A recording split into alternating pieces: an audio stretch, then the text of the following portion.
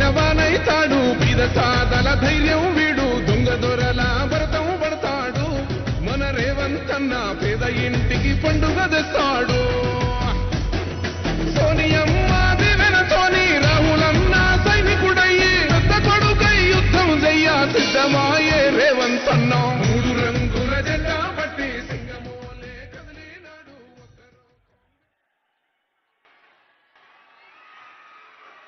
ప్రజాపాలన విజయోత్సవ కార్యక్రమాన్ని ఏర్పాటు చేసి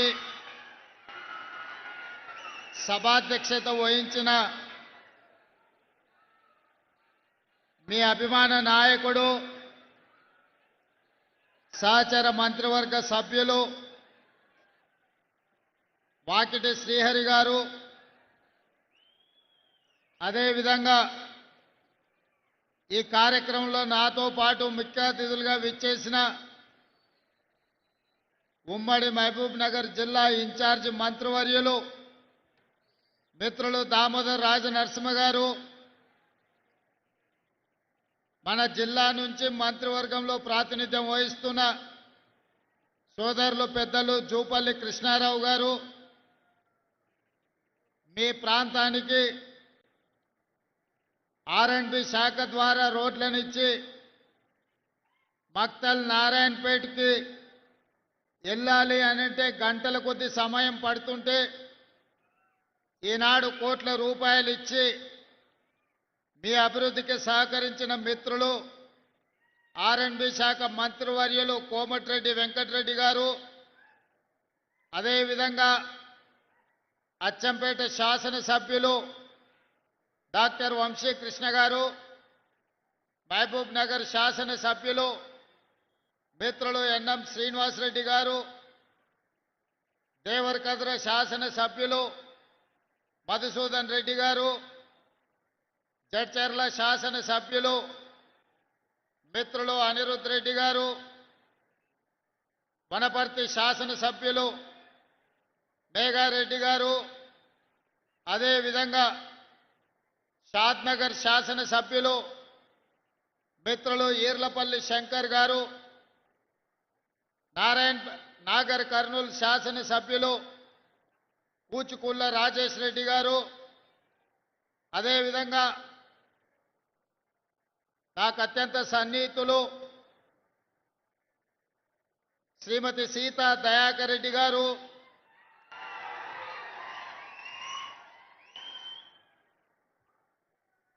కార్పొరేషన్ చైర్మన్ జిల్లా అధ్యక్షులు శివకుమార్ రెడ్డి గారు, అదేవిధంగా శివసేనారెడ్డి గారు, వేదిక మీద ఉన్న ప్రజాప్రతినిధులు, రాష్ట్ర ప్రభుత్వ ఉన్నతాధికారులు,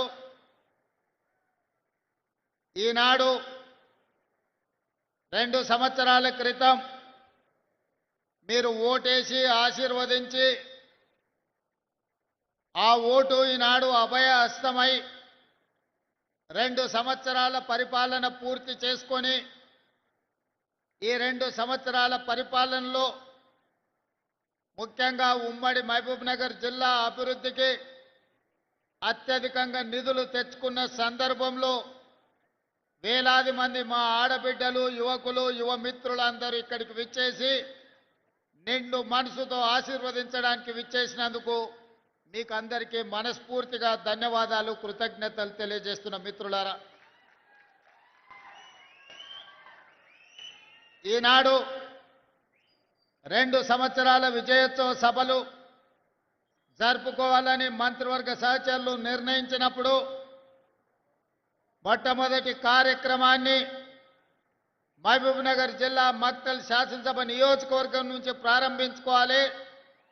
అత్యంత వెనుకబడిన పాలకుల నిర్లక్ష్యానికి లోనైన మక్తల్ శాసనసభ నియోజకవర్గాన్ని మిగతా శాసనసభ నియోజకవర్గాలతో సమానంగా అభివృద్ధి చేయాలన్న ఆలోచనతో మీ నాయకుడు మా సహచర మంత్రివర్గ సభ్యులు వాకిటి శ్రీహరి గారు అడగడంతో ఈ ప్రాంతానికి విచ్చేసి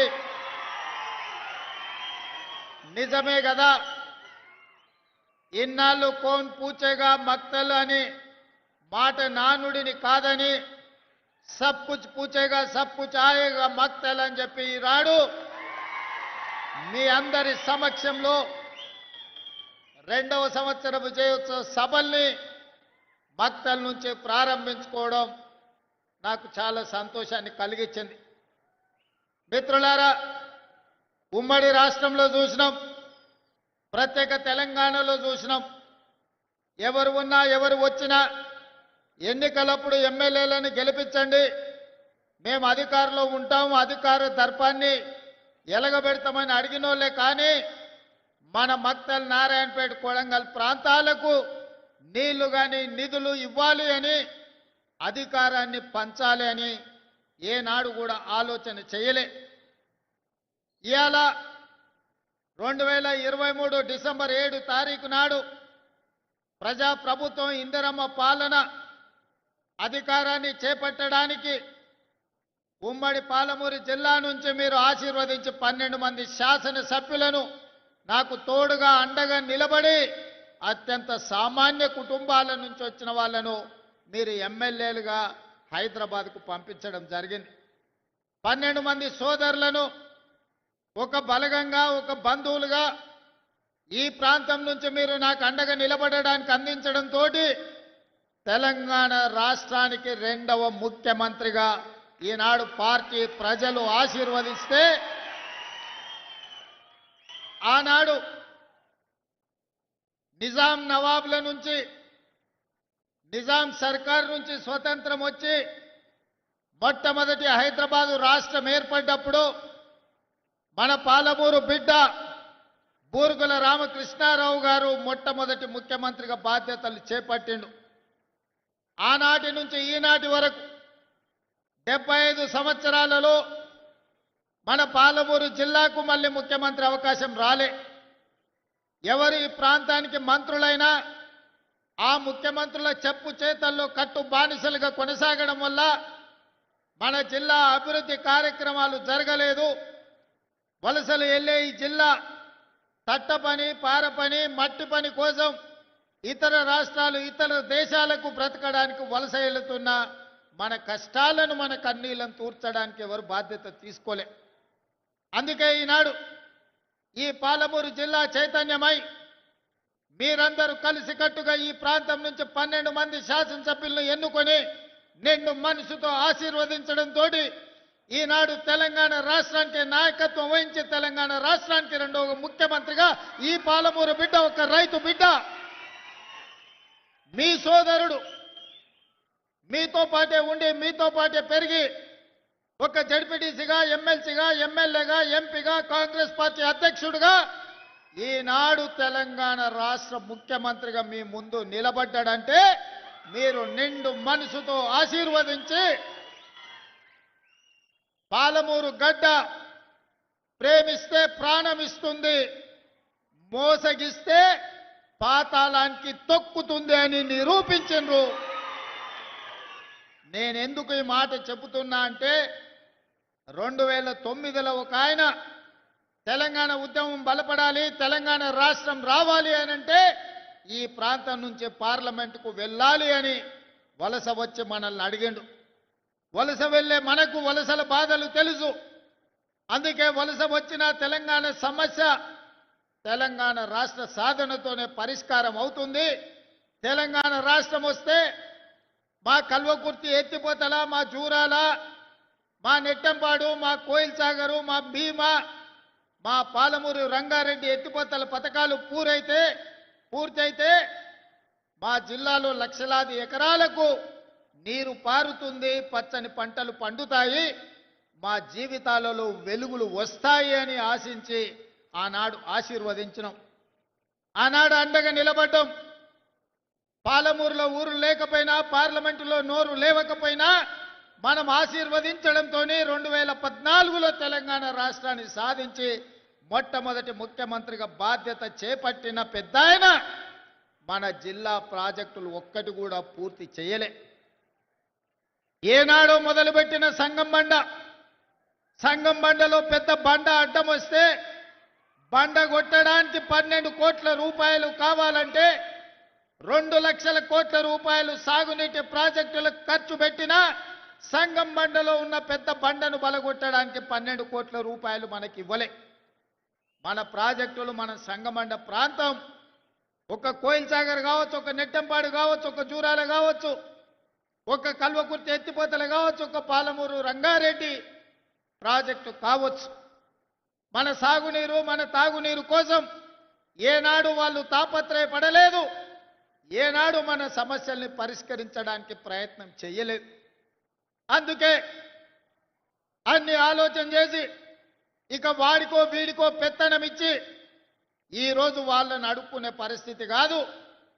మా బిడ్డ మా ఓడే ఈ తెలంగాణలో పెత్తనం ఉండాలి, మట్టి పనికి పోయినా ఇంటోడే పోవాలని పెద్దోళ్ళు ఎట్లయితే అన్నారో ఇవాళ మట్టి పని పార పని చేసే మన పాలమూరు ప్రజలు ఈనాడు పాలమూరు బిడ్డనే ఆశీర్వదించి తెలంగాణలో అధికారాన్ని కట్టబెట్టారు.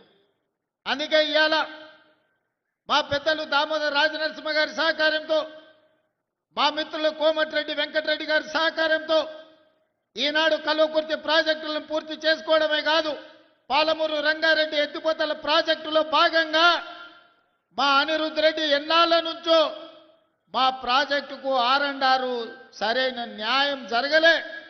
న్యాయం జరగాలి అని అంటే ఈనాడు ఆ ప్రాజెక్టుకు సంబంధించిన ఆర్&ఆర్ నిధులు 100% మంజూరు చేసి ఈరోజు ఆ ప్రాజెక్టును పూర్తి చేసుకోవడానికి మనం అడుగులు వేస్తున్నాం. అదేవిధంగా ఉమ్మడి రాష్ట్రంలో మనమందరం ఆనాడు చిట్టం నర్సిరెడ్డి గారు ప్రారంభించిన మక్తల్ నారాయణపేట కొడంగల్ ప్రాజెక్టును ఉమ్మడి రాష్ట్రంలో నేను మంజూరు చేయించుకొస్తే ఆనాటి ప్రభుత్వం 10 సంవత్సరాలు ఆ ప్రాజెక్టును ఆ జీవోలను తొక్కిపెట్టి మన నోట్లో మట్టి కొట్టిండ్రు. ఎన్నోసార్లు అడిగినాం. ఈ ప్రాంతంలో చాలా మంది రైతులు నారాయణపేట కొడంగల్ ఎత్తిపోతల పథకానికి 69 జీవో సాధన సమితి ఏర్పాటు చేసుకొని గ్రామాన గల్లీ తిరిగి గొంతెత్తి మాట్లాడి, కానీ 10 సంవత్సరాలు మన బాధ విన్నోడు లేడు, మన బాధని అర్థం చేసుకున్నోడు లేడు.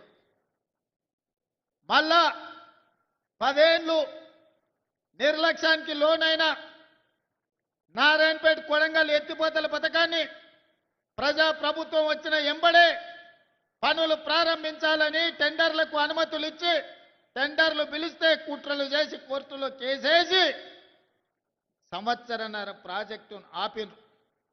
ఈ ప్రాంత రైతులు మా భూమికి 14 లక్షలు ఇస్తే సరిపోదు, మాకు కొంచెం ఎక్కువ ఇవ్వండి, మీ సహకారం ఉండాలి అని మిత్రులు సిఆర్ దగ్గరికి పోతే సిఆర్ వచ్చి నాకు కలిసిండు.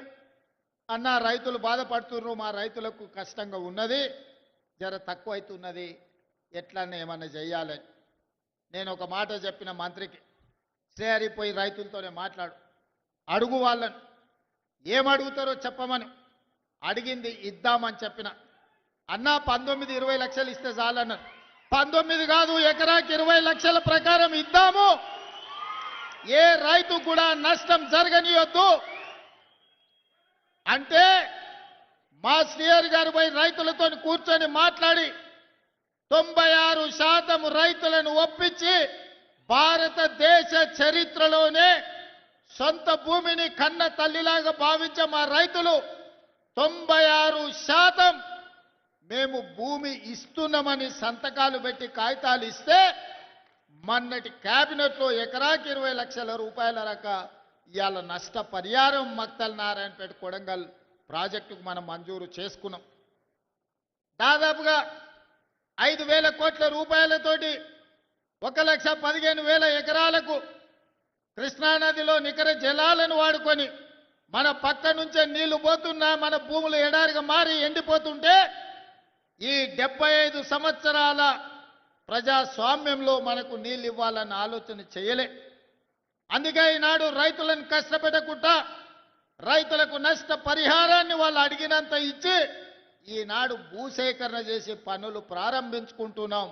నాకు నిజంగా జీవితంలో ఒక గొప్ప సంతోషకరమైన వార్త, మక్తల్ నారాయణపేట కొడంగల్ ఎత్తిపోతల పథకాన్ని ఇక పనులు మొదలు పెట్టుకోబోతున్నాం. నేను మా రైతాంగ సోదరులకు ఒక మాట చెప్పదలుచుకున్నా.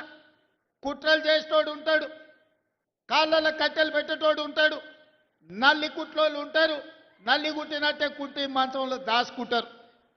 మనం ఇప్పుడు గిన చేసుకోకపోతే ఇక జీవితంలో ఎన్నడూ రాదు. 2014 నాడు వచ్చిన 69 జీవో 2024 వరకు అది ఎక్కడనో పాతాళానికి తొక్కివేయబడ్డది. మళ్ళీ మనకు అవకాశం వస్తేనే తెర మీదకి వచ్చింది. ఈనాడు 69 జీవో ద్వారా మక్తల్ నారాయణపేట కొడంగల్ నియోజకవర్గానికి నీళ్లు తెచ్చుకునే అవకాశం వచ్చింది. నేను చెప్తున్న దండు కట్టండి, గుంపు కట్టండి, ఎంబడుండి పని చేపించుకోండి.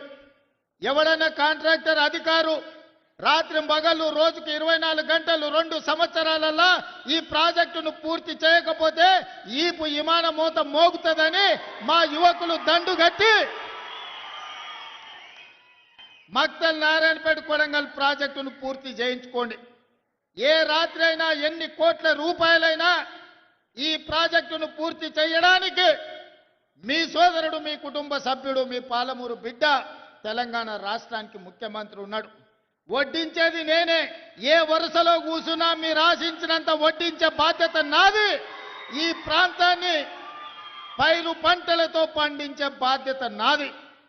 పాడి పంటలు పాలమూరులో పండాలి, ఈ దేశానికి ఆదర్శంగా ఉండాలి. దానికి మా యువకులు నడుము బిగించాలి. అదేవిధంగా ఇరిగేషనే కాదు, ఎడ్యుకేషన్ని కూడా ఒక ప్రాధాన్యత కింద తీసుకున్నాం.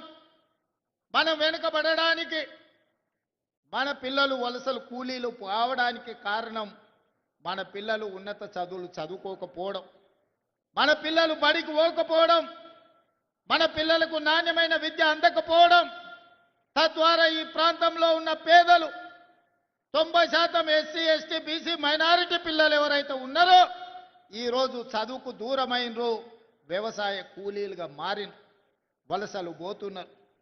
ఈ సమస్యను గుర్తించినాం కాబట్టి తండాలలో, గూడాలలో, మారుమూల పల్లెలో ప్రతి పేదవాడి బిడ్డకు విద్యను అందించాలి. విద్య ద్వారానే వాళ్ళు గుణవంతులు, శ్రీమంతులు అవుతారని గుర్తించి ఈనాడు విద్యకు అత్యంత ప్రాధాన్యత ఇచ్చినాం. అందుకే ఈనాడు ఈ జిల్లాలో ప్రతి నియోజకవర్గానికి young India integrated residential school అని ఈనాడు మక్తల్లో కూడా పనులు ప్రారంభించుకున్నాం. 25 ఎకరాలలో భూమి అందుబాటులో లేకుంటే భూసేకరణ చేసి నష్టపరిహారం ఇచ్చి ఈనాడు 200 కోట్ల రూపాయలతోని young India integrated residential school 14 నియోజకవర్గాలలో. ఇద్దరు మనవాళ్ళు గెలవకపోయినా వాళ్ళు కూడా మనవాళ్లే, మన సోదరులే, మన పాలమూరు బిడ్డలే అని ఆనాడు 2 ఇతర పార్టీ వాళ్ళు గెలిచినా అందరికీ young India integrated residential schools 14 ఇవ్వాలి. 2800 కోట్ల రూపాయలు చదువులకు ఖర్చు పెట్టాలి అని ఇవాళ ప్రభుత్వం నిర్ణయం తీసుకున్నది. వివక్ష చూపియలే, పార్టీల గురించి ఆలోచన చేయలే, ఎజెండాలు పట్టుకొని తిరగలే. ఎవరైనా మన వాళ్ళే, మన సోదరులే. మన జిల్లాకు, మన ప్రాంతానికి న్యాయం చేసే అవకాశం, అధికారం మన చేతిలో ఉంది. అందుకే ఈ జిల్లాలో ఎవరు ఎమ్మెల్యే అయినా వాళ్ళు నా వాళ్ళే, మన వాళ్ళే. ఆ ప్రాంతాన్ని అభివృద్ధి చెయ్యాలి అని ఈనాడు పాలమూరులో మనం నిధులను విడుదల చేసుకుంటున్నాం. మా మిత్రులు ఎన్ఎం శ్రీనివాసరెడ్డి అడిగాడు, ఐఐటి బాసరా ఆదిలాబాద్లో ఉంది. మరి వెనుకబడ్డ మన జిల్లాలో ఐఐటి పిల్లలు చదువుకోవాలి కదా, ఆ పిల్లలు ఎట్లా చదువుకుంటారు? మరి చదువుకున్నాడు కాబట్టి ఎన్ఎం శ్రీనివాసరెడ్డి వచ్చి అడిగాడు ఐఐటి కావాలని.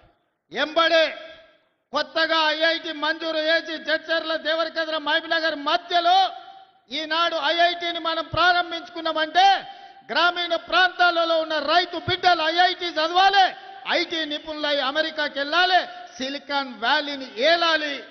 ఈనాడు తెలంగాణ రాష్ట్రానికే కాదు దేశ అభివృద్ధిలో వాళ్ళు భాగస్వాములు కావాలని ఇవాళ ఐఐటి ఇచ్చుకున్నాం. పాలమూరు యూనివర్సిటీలో లా కాలేజ్ కానీ, ఇంజనీరింగ్ కాలేజ్ కానీ, ఇతర కాలేజీలు లేవని మన ఒబేదుల్లా కోత్వాల్ ఎన్ఎన్ శ్రీనివాసరెడ్డి గారు చెబితే పాలమూరు యూనివర్సిటీలో కావాల్సిన కోర్సులు, కాలేజీలు అన్ని కూడా ఈరోజు మనం మంజూరు చేసుకున్నాం.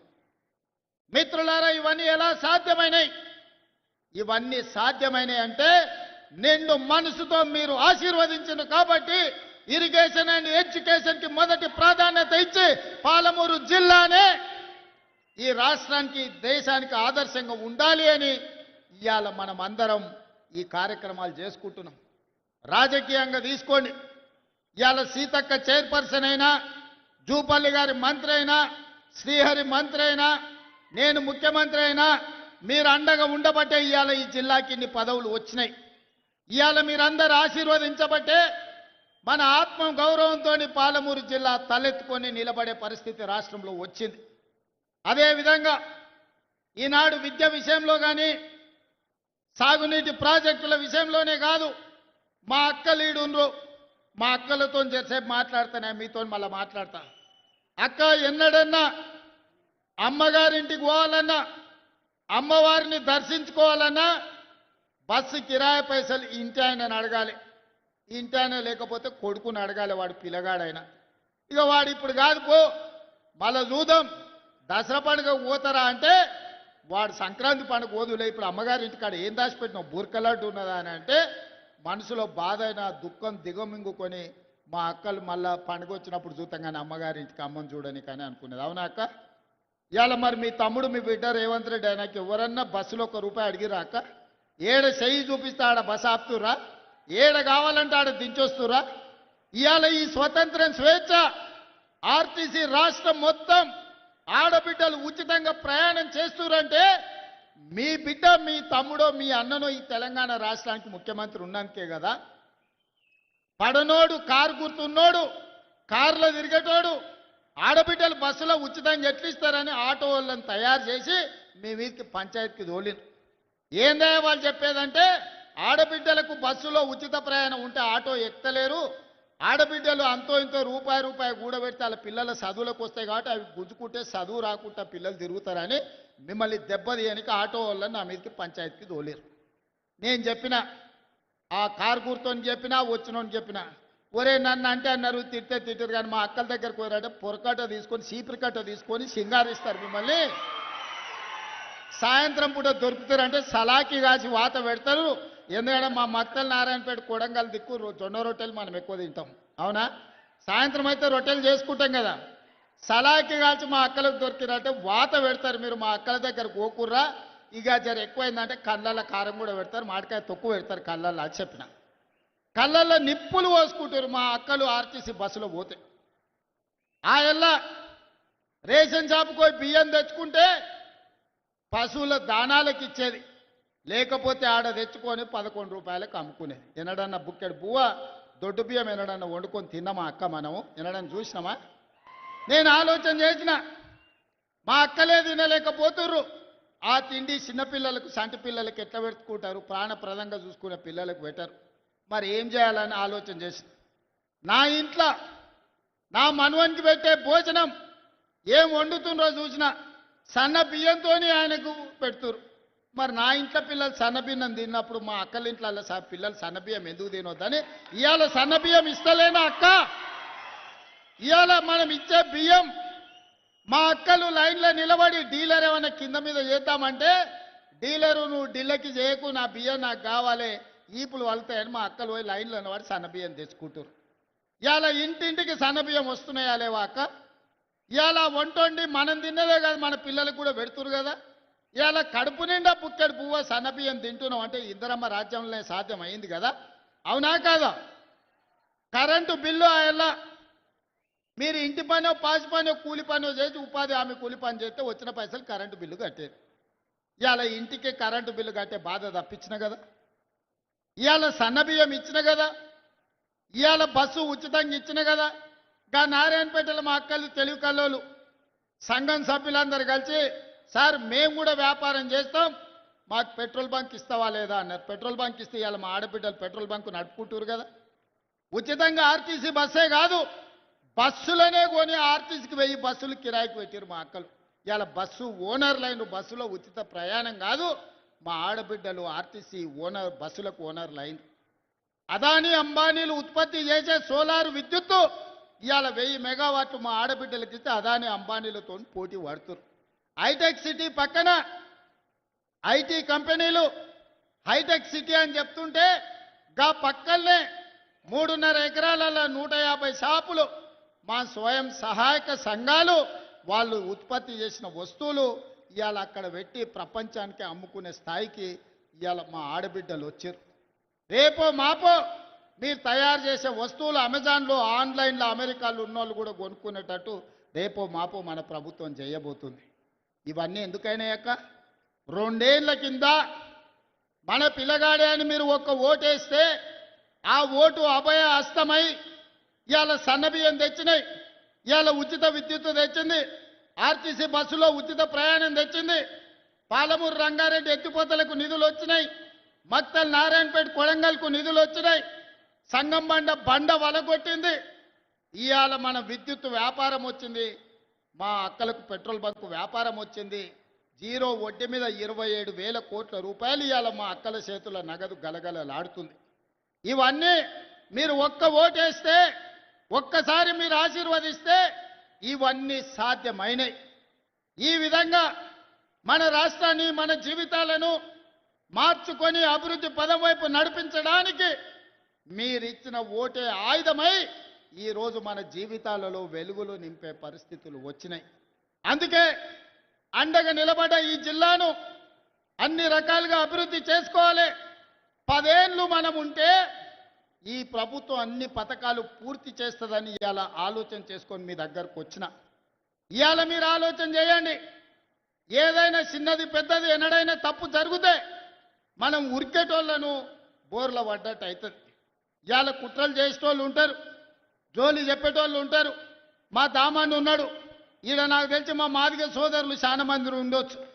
మా సోదరులు 35 ఏళ్ల నుంచి వర్గీకరణ కోసం ప్రాణాలు ఇచ్చిండ్రు, కొట్లాడిండ్రు, వేల ధర్నాలు చేసిండ్రు, పరేడ్ గ్రౌండ్లో లక్షల మంది కవాతు చేసిర్రు. అయినా మీ సమస్య పరిష్కారం కాలే. కానీ మీ సోదరుడు ముఖ్యమంత్రి అయిన తర్వాత సుప్రీంకోర్టు ఆదేశాలు ఇస్తే తిరగక ముందే తిరిగి చూసే లోపలనే మాదిగ ఉపకులాల వర్గీకరణ చేసి ఏళ్ల కొద్ది ఉన్న మీ సమస్యను పంచాయతీని దెంపి ఇవాళ వర్గీకరణ అమలు చేసి మాదిగల మధ్యలో ఉన్న పంచాయతీని శాశ్వతంగా తొలగించిన. మళ్ళా ఇవాళ మీరు కలిసిమెలిసి ఉండే వాతావరణం తెచ్చినప్పుడు కొందరికి బాధ ఉండొచ్చు, కానీ పంచాయతీ తెగింది కాబట్టి మళ్ళీ మీరు కలిసిమెలిసి బతికే పరిస్థితి వచ్చింది. కులగణన బీసీలు ఎంతమంది ఉన్నారో ఎవరికి లెక్క తెలియదు. గొర్రెకుంది, బర్రెకుంది, చేపలకు కూడా లెక్క ఉంది. కేసీఆర్ గొర్రెలు ఎన్నో కోట్లు ఉన్నాయని చెప్పిండు, చేప పిల్లలు ఎన్నో ఇడిసిన దాంట్లోకి లెక్కలు చెప్పిండు, ఏర్కలోళ్ళ దగ్గర పందులకు కూడా లెక్కలు చెప్పిండు. కానీ మా బీసీలు ఎంతమంది ఉన్నాయంటే లెక్క లేదని అన్నాడు. దుర్మార్గంగా ఈ విధంగా 100 ఏళ్ల నుంచి మా బీసీల లెక్కలు తేలకపోతే, బీసీలే కాదు 100 ఏళ్ల నుంచి లెక్క పెట్టకపోతే ప్రతి కులాన్ని లెక్క కట్టి లెక్కలు తేల్చి ఇవాళ బీసీలు 56% ఉన్నారని లెక్క తేల్చి ఈ దేశానికే ప్రపంచానికే 100 సంవత్సరాల నుంచి చిక్కుముడిగా ఉన్న కులాల కులాల లెక్కలు తేల్చి ఇవాళ మన ప్రభుత్వం ఈ పనులు చేసింది. మరి నేను అడుగుతున్న వీడికి వచ్చిన మా సోదరులు, మాదిగా పంచాయతీ ఎంచుతుమే, బలైన వర్గాల లెక్కలు తేలిస్తమే, ఆడబిడ్డలకు ఆర్టీసీ బస్సులో ఉచిత ప్రయాణం ఇస్తమే, వాళ్ళ పిల్లలకు సన్న బియ్యంతో బుక్కడు బువ్వ పెడితమే, వాళ్ళ ఇంట్లో విద్యుత్తు వెలుగులు ఇస్తమే, రైతులకు 25,35,000 మంది రైతులకు 21,653 కోట్ల రూపాయల రైతు రుణమాఫీ చేస్తమే. ఇవాళ రైతు భరోసా పేరు మీద సంవత్సరానికి ఎకరాకు 12,000 కోట్ల రూపాయలు, 12,000 రూపాయలు ఈనాడు మనము 1,04,000 కోట్లు ఈ 2 సంవత్సరాల రైతుల కోసం మనం ఖర్చు పెడితే ఇవన్నీ ఎట్లా సాధ్యమైన సోదరులారా? రూపాయి కూడబెట్టి సంక్షోభంలో ఇరుక్కపోయిన రాష్ట్రాన్ని సరైన దిశగా నడిపించడానికి నిరంతరం పనిచేసినాం. ఈ వేగంతో ఉన్న కష్టాలను అధిగమించుకుంటూ గ్రామాలలో మనం చూస్తాం, ఉన్న పలంగా తండ్రి వ్యసనాలకు బానిసై ఓ పక్కన పత్తాలాడి ఓ పక్కన మందు తాగి ఉన్న ఆస్తులమ్మి ఏడ దొరికిన కాడాల అప్పు తెలిసి సంసారం జడగొడితే పెద్ద కొడుకు బాధ్యత తీసుకొని తండ్రి చేసిన అప్పులన్నీ కట్టి ఊర్లో పోయిన ఇజ్జతు నిలబెట్టుకోనికే ఊర్లలో ఇంటి పెద్ద కొడుకు ప్రయత్నం చేస్తాడు.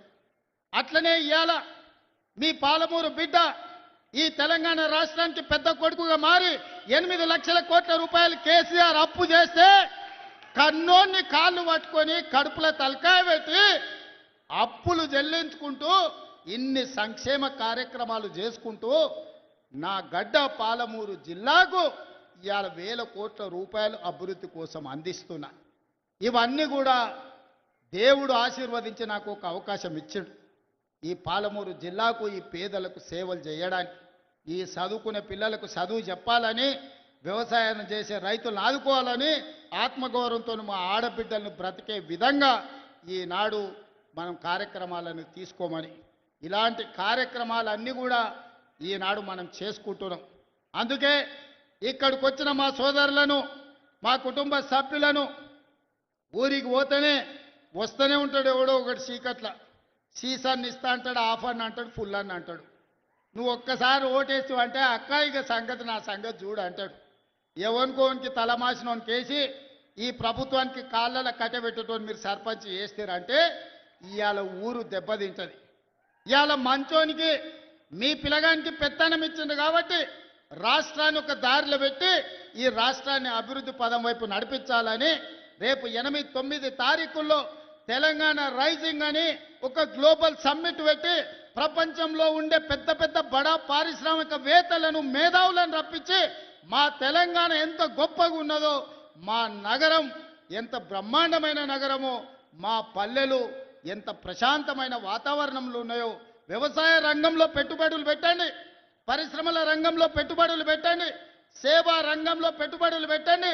లక్షలాది మంది మా తెలంగాణ యువత ఈనాడు చదువుకొని మేధావులుగా ఉన్నారు. మేము మా మేధా సంపత్తితోని మీ పరిశ్రమలను పెంచుతాం, మీ ఉత్పత్తులను పెంచుతాం, మీ ఆదాయాన్ని పెంచుతాం, మీ పరిశ్రమలను లాభాలలో నడుపుతామని చెప్పి 8-9 తారీఖు నాడు మనం ఒక పెద్ద గ్లోబల్ సమ్మిట్ను ఈరోజు మనం పెట్టుకుంటున్నాం. మరి ఇన్ని రకాలుగా మనం ముందుకెళ్తుంటే, ఇన్ని రకాలుగా ప్రపంచానికే ఆదర్శంగా నిలబడి 2034 నాటికి $1 ట్రిలియన్ ఎకానమీగా, 2047లో $3 ట్రిలియన్ ఎకానమీగా ప్రపంచంలోనే గొప్ప రాష్ట్రంగా మనం రాణించాలనుకుంటున్నాం. ఇదంతా బానే ఉంది. ఊరు గెలిచినాం, రచ్చ గెలిచాలి కదా. మన సొంత ఊరిలో మన సర్పంచ్ ఈరోజు మీరు ఒక ముఖ్యమంత్రిగా ఒక్క ఓటేస్తే ఈరోజు మన సమస్యలు తీరినాయి. మరి మీరు గ్రామాలలో వేసే ఓటు ఆలోచన చేయండి. వాడు తాడు బొంగరం లేనోడైతే, వాడి ప్రభుత్వానికి కాళ్ళల్లో కట్టెబెట్టేటోడైతే, వాడు నల్లికుట్లోడై నల్లిలాక రోజు మనల్ని గుట్టుకుట్ట తిరిగితే మన గ్రామం అభివృద్ధి చెందుతుందా ఆలోచన చేయండి. మన గ్రామం అభివృద్ధి చెందాలంటే మిత్రుడు శ్రీహరి దగ్గరికి వెళ్ళి అన్నా నా ఊరికి రోడ్డు కావాలని అడిగేటోడు కావాలి, మా ఊరికి తాగనీకే నీళ్లు కావాలి, మా ఊరికి గుడి కావాలి, మా ఊరికి బడి కావాలి, మా ఊరికి కరెంటు కావాలని మంత్రి దగ్గరికి, ఎమ్మెల్యే దగ్గరికి పోయి అడిగేటోడు కావాలి.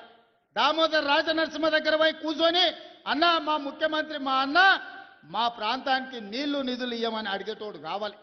జూపల్లి కృష్ణారావుని కలిసి మాకేం కావాలనో అడగాలి, వెంకటరెడ్డి దగ్గరకు పోయి రోడ్లు అడగాలి. మరి మీరు గట్లాంటోని ఎన్నుకుంటారా, వాళ్ళు కనిపించగానే కాళ్ళలో కట్టెబెట్టేటోని ఎన్నుకుంటారా? మీరు ఆలోచన చేయరు, మంచి ఆలోచన చేయరు. మన జిల్లాకు అవకాశం వచ్చింది, మనందరం ఒక్క తాటి మీద నిలబడదాం. ఏమైతుందా 10 ఏళ్ళు పార్టీలు పక్కన పెడదాం, మనందరం ఒక్క మాట మీద నిలబడదాం. 10 ఏళ్ళు 75 ఏళ్ళ నుంచి ఎవరెవనుకో ఓట్లేసినామా, 10 ఏళ్ళు మనం కలిసి ఉందాం. మన పాలమూరును పసిడి పంటలతోని అభివృద్ధి చేసుకుందాం. మన పాలమూరుని విద్యలో ముందు ఉండేటట్టు దేశానికి ఆదర్శంగా ఉన్న జైపాల్ రెడ్డిని ఇచ్చిన పాలమూరు ఇది. మొట్టమొదటి ముఖ్యమంత్రి ఇచ్చిన బూరుగుల రామకృష్ణారావుది ఈ జిల్లా. ఈనాడు మీ బిడ్డ తెలంగాణకు బాధ్యత వహిస్తుంది. ఈ జిల్లా అంతా ఏకం కావాలా లేదా ఆలోచన చేయండి.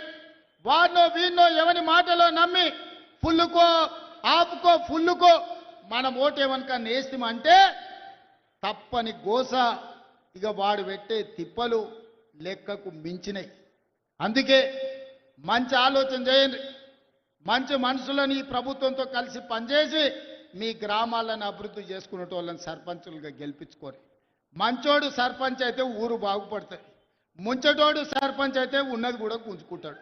ఇంతకంటే ఇక నేను ఎక్కువ చెప్పదలుచుకోలే. మంచోడు అని మీరు సర్ది కడతారంటే వాడు పోయి బొడ్రాయి కాడ కూర్చొని ఫోన్ చేసి మళ్ళీ ఇంటికి వచ్చిన ఇంకేమన్నా ఉంటే పెట్టాలి. అట్లాంటోనికి మాత్రం ఓటు వేయకండి. ఎవడైనా మన సమస్యలు తెలవాలి, మనతో ఉండాలి, మన సమస్యలు పరిష్కరించడానికి ప్రభుత్వంతో కలిసి పనిచేయాలి. అట్లాంటోనే రేపు జరగబోయే సర్పంచ్ ఎన్నికలలో ఎన్నుకోండి. ఇప్పుడు నిధులు వస్తాయి, గ్రామాలను అభివృద్ధి చేసుకుందాం. జాగ్రత్తగా ఆలోచన చేసి మన ఎట్లయితే అసెంబ్లీ ఎన్నికలప్పుడు ఎట్లా ఆశీర్వదించిండ్రో ఈనాడు కూడా అట్లే ఆశీర్వదించి సర్పంచులను గెలిపించండి. మీకు నిధులు ఇచ్చే బాధ్యత నాది, మీకు నీళ్ళు ఇచ్చే బాధ్యత నాది, మీకు విద్యను అందించే బాధ్యత నాది, రైతులు పండించిన పంటకు బోనస్ ఇచ్చి కొనుగోలు చేసే బాధ్యత నాది, ఆగిపోయిన ప్రాజెక్టులను పూర్తి చేసే బాధ్యత నాది. ఈ బిడ్డకు అండగా నిలబడండి. 10 ఏళ్ళు ఎదురులేని పాలమూరు జిల్లాను 100 ఏళ్లకు అవసరమైన అభివృద్ధిని చేసుకుందామని మీ అందరికీ విజ్ఞప్తి చేస్తూ మీ అందరి దగ్గర సెలవు తీసుకుంటున్నా. మీరందరూ ఆశీర్వదిస్తారు కదా, ఆశీర్వదిస్తారా? మీరందరూ ఆశీర్వదించడానికి సిద్ధమా? మా అక్కలు చెప్పాలి, చెయ్యెత్తాలి, ఆశీర్వదించ మా అక్కలంతా. మా అక్కలందరూ ఆశీర్వదించినట్టే కదా. గట్టిగా సప్పట్లు కొట్టి వినిపించాలి, ఢిల్లీకి వినిపించాలి గట్టిగా. మా యువకులు అప్పటి నుంచి ఉత్సాహం చూపిస్తారు, సీటీలు కొడుతున్నారు కదా, ఇప్పుడు కొట్టురు సీటీలు. ఢిల్లీకి వినిపించాలి, ఒక్కనొక్కని గుండె వలగాలి. పాలమూరు గడ్డ ఏకమైంది. ఇక పాలమూరు జిల్లాల కాలు వెట్టనిక జాగా లేదని ఆ దుర్మార్గుల గుండెలు ఆగిపోవాలి. పాలమూరు జిల్లాలో నీళ్లు పారాలి. మీ అందరి ఆశీర్వాదం తీసుకొని మొత్తం తెలంగాణ నలుమూలలో తిరుగుతా డిసెంబర్ 8, 9 నాడు మనం భారత్ ఫ్యూచర్ సిటీలో గ్లోబల్ సమ్మిట్ చేసుకుంటున్నాం. పట్నందికు పోయేటోళ్ళందరూ ఓ సూపు అక్కడ